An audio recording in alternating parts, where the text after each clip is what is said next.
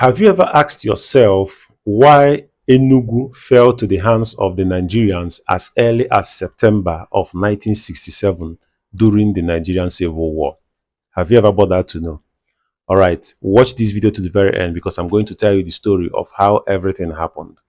Now, according to the Biafran commander, the Biafran GOC, the commander of the whole Biafran forces, in the person of Major General Alexander Madiebo, according to him, in his book titled The Nigerian Revolution and the Biafran War, he said that because he was a commander of the Biafran forces, so he knows quite well exactly what happened. He said that in that time, the invasion of the Midwest was shambles. The invasion has failed and all Biafran forces has come back into Onitsha, stopped at Onitsha, and destroyed the Onitsha head bridge, right? So according to him, he reported that in that time, the Biafran army had no weapons to persecute that fight, right? They have no weapons to persecute that war.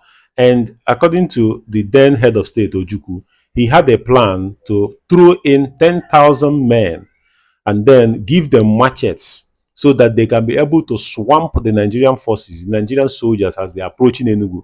So they will be able to swamp them and machete away anything that they see.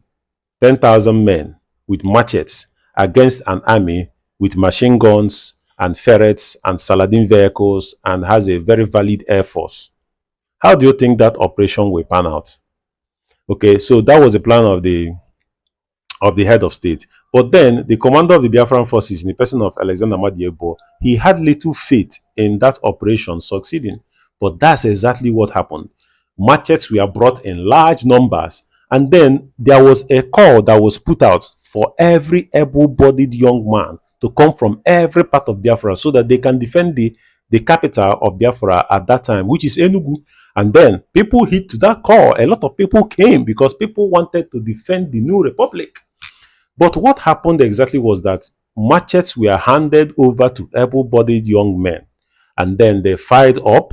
After the machetes have been shared to them, they lined up and they marched, singing war songs and shouting and chanting loudly that they're going to destroy their enemies with God on their side, that they're going to see their enemies destroyed.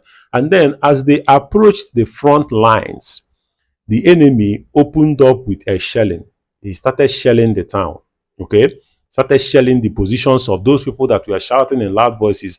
And as soon as those people, whom most of them weren't soldiers at all, most of them haven't shot any pew-pew before then, as soon as a lot of them, about 80 to 90% of them, as soon as they heard the sound of shelling, all of them began to run away.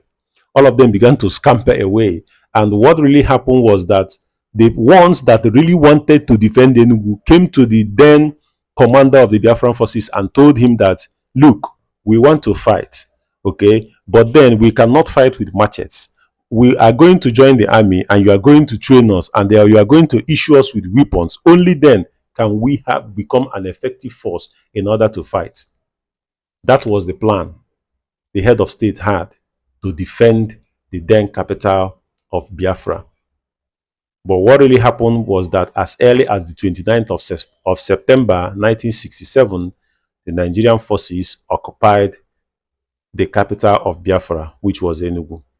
And by 30th, they have already surrounded the whole place and they own the town. Know your history. Let me come and be going.